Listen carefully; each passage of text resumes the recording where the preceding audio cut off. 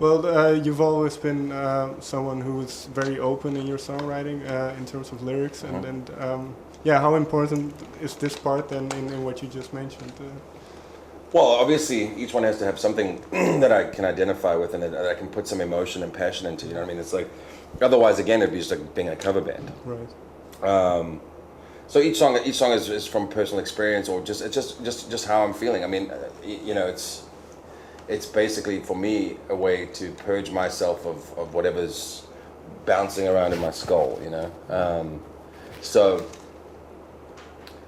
There's not a lot of happy things apparently, but that's just what it is. You know, I just deal with stuff that I haven't dealt with growing up. It's my therapy, I guess, in a sense. It's a hell of a lot more effective than going and sitting in an office with somebody with $150 an hour, and have them tell me exactly what I already know. You know, oh, you're pissed at your parents. Well, I used to be, yeah, not anymore. And this is why you do this. And you know, psychology, I think is. And I hate to sound like a dick, but psychology, I think most of the time, there are very few psychologists that actually, I think, made breakthroughs. I think most of the time, if you have if you have a basic grasp of your life and what psychology is about, you can pretty much analyze yourself and understand why you have, say, trust issues. What? Because of every girlfriend, of course, that's why I got trust issues. I mean, it's not. I don't know. For me, it's just not worth going and spending. Like I said, I've been to a couple of psychologists in my lifetime, and I never walked out with some sort of epiphany. You know what I mean? It wasn't like, oh, that's what's wrong with me. No way.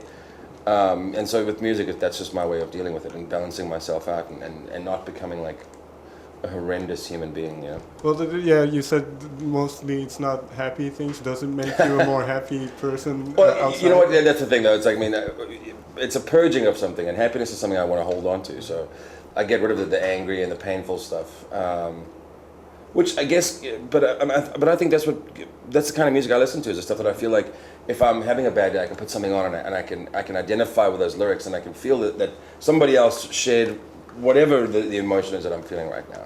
If I don't listen, you know, happy music to me most of the time is idiotic. It's like I don't take Molly and go to EDM shows, which I think is, you know, it's like that stuff's just unbelievable. That it's like, I guess it's like it's the 60s weed culture and acid culture of today. It's like kids take a bunch of Molly and go listen to dudes, you know, hitting play.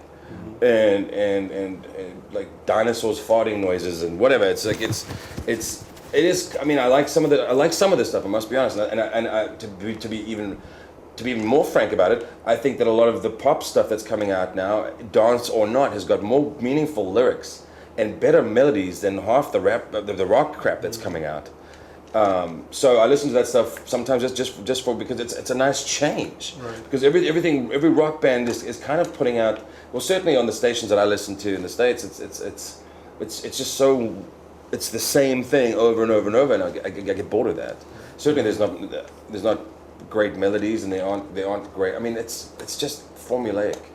So yeah, as much as I hate the culture, there are some parts of the music that I can appreciate as far as that goes.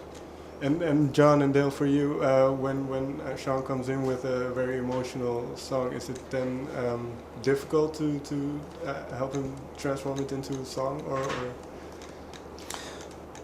Not really. You know, first we start with the music. Usually the lyrics are the last thing. So the music's just kind of naturally kind of how it falls into place, really. You know, in some cases Shaun has a song completely done, an idea of kind of, you know, the parts that he wants and the way he wants things to go. In other cases, we just jam, you know, and some things just kind of happen either at sound check or rehearsal space. So we just kind of do the music and let the songs kind of take shape, and then Shaun goes and then adds, you know, lyrics. Yeah, the music's the most important thing, really. I mean, and we write the music to a point. A lot of the time, I get an emotional reaction from the music, and either it's something that makes me feel somewhat melancholy. So then I write something that leans more towards that, or if it's heavier, or if it's something else. It you know, sometimes it's sarcastic, sometimes it's angry, but generally the music is what dictates what the lyrics will end up being. You know. And would you always know what the song would be about when Shaun brings in lyrics? I have no idea. I'm so bad about lyrics. I don't know what the songs were about, so I can't expect them to. A lot of that stuff is just subconscious streaming, man. It's like I don't like to sit and write lyrics and like think about them for too long. I mean, most of the albums that we've done is I'm writing lyrics 5 minutes before I have to sing. Yeah, them. Shaun does. It's amazing. He can sit down and just write just really incredible stuff moments before he goes into the vocal booth. It's really it's pretty impressive. I think it's because I know that I've got to do something now. So like it's just this performance under pressure kind of thing. And what happens is years later I'll listen to something, I'm like, holy, that's what I was thinking, because it'll make more sense to me somewhere down the line. I'm like, oh wow, that was a pretty cool way of saying what I was thinking, but I didn't know that I was doing that. So you know what I'm saying, that's where the subconscious thing comes in, where it's just like I just sort of let it run out, but then it's my brain is putting things together pretty well, I think, and I'm like, that's cool. Do songs then change a lot for you over the years? Especially now, if you with this album, I imagine you had to reflect quite a bit. I don't think. I mean, they still have the same emotional reaction. Just the connection, it's just the subject matter is slightly different, I guess. But to be honest, I mean, there are very few times when you do like 300 shows a year. There's very few times when you actually connect with those songs. A lot of the time, you're just having fun playing them. And you don't really think about the lyrics too much. But then there'll be days when something happened and it's like every single song means the same thing today. And those can be difficult. But I mean, but then again, when we do stuff like it's acoustic, I connect with it a little bit better on that sense, because it's a lot more vulnerable. So it's just, there's no noise to hide behind and no theatrics or anything. So it's just sit down, play these songs and try and get the point across, So mostly in a setting like this, that's where it becomes more real, and the emotional connection becomes quite tangible again. Why then did you guys decide to on this tour do a semi-acoustic tour? Well, because we've never done one. I don't know what I just dropped. Whatever. We've never done one, and I think that it's good to do different things, man. It's like we're actually playing more songs than we normally play. It's just in a slightly different setting. I mean, it's basically acoustic. I mean, there's not really much non-acoustic stuff that's going on, but it's still it's a good time. It's just slightly different to what we normally do, and I think there's nothing wrong with that. I don't think you have to always do the same thing. We get to play songs that we've never played sometimes, or songs we haven't played in years and years and years. So there's a lot of cool things. We're playing songs from Sarah and Gas days. So if people are fans of the band, there's stuff that we've been doing. Like I said, stuff that people have never seen us play live, that they'll only see on this tour. Does it involve a lot of transforming the songs to make it work in an acoustic setting? Not really. I mean, there's one or two. Fake It, for example, we play because we did an alternate thing of it where it sounds more like a Neil Young song than it does that up-tempo thing, and I think somebody was pissed about that last night, but I couldn't tell. Can't make everyone happy. Yeah, you can't, seriously. But then there's other songs that just don't work acoustically, so we just don't even play them. It's like a song like Country Song doesn't translate acoustically, so I won't do it that way. And I don't think that every single song has to be played acoustically either. I think that the ones that we play lend themselves to that format, and I think it's pretty cool. I mean, it's really mellow, but I think we play the songs really well. I think they sound really good in this kind of environment. So, and really, there's nothing to hide behind. So and there's more of a connection. We really take this a hell of a lot less seriously than we do a normal show. I mean, last night we were just joking around. Dean Martin over here got a little tanked. Thank you. But it was cool because he was on the mic talking, and I normally don't talk at shows, so it was nice to have. It's more the people. Someone's comment was it was like watching some of their friends play in a garage, and that's exactly what we wanted to do with this to be. We want this to be something where it's like, talk to us. We don't give a shit. This is about everybody interacting and having a good time. Yeah, that's what I was going to ask. Does it involve then the audience interaction? Yeah, but I mean, it certainly last night people were chiming up, and some guy kept asking for a song which was on the set list. I said, okay, fine, I'll play the damn song, and I played it. So are you happy now? It was like. Yeah, it's really just about us having a good time, playing songs, and honestly, just have a couple of drinks and have a good time. I mean, there's worse ways to spend a night. You know what I mean? We're having a good time. You have a good time with us, and I think these are going to be. These might actually destroy it for me as far as the other regular shows, because I'm going to have to speak more. And I hate talking on the goddamn microphone. But I had fun last night, so we'll just have a couple of drinks and have a good time. See what happens. Well, let's talk about the compilation or the greatest hits album for a quick second. The picks are quite evenly divided over the albums. There's always this thing between, is it a greatest hits or best of? What do you think? I don't think it's either. I think it's basically I'm considering it to be like a retrospective look at the band's career so far. Disc 1 is all the singles we've had in the States on radio, and Disc 2 is a couple new songs, a cover, B-sides that were never released in the States, and then 3 demos. So I think it's really to say, look, these are the songs that you would know maybe from the radio. These are some new ones to sort of show you where we're at now.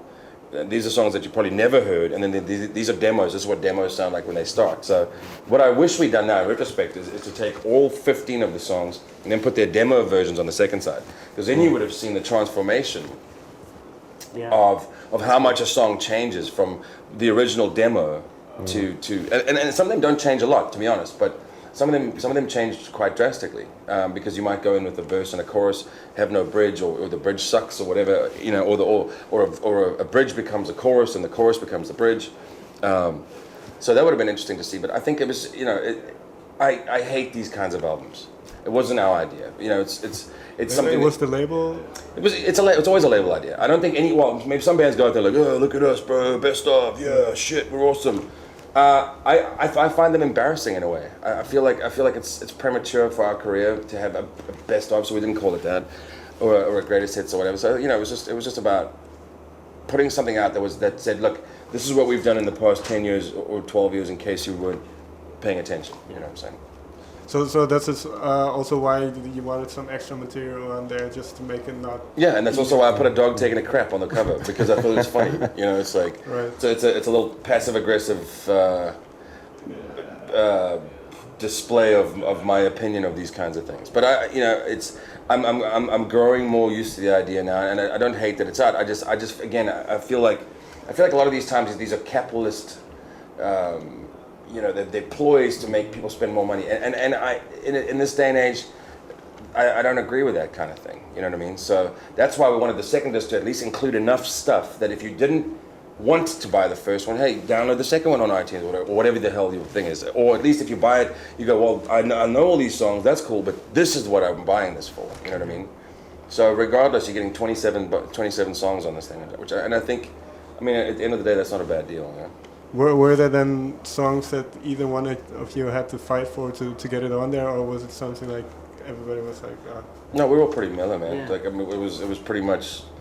Obviously the singles were already picked for us. We just put them in chronological order.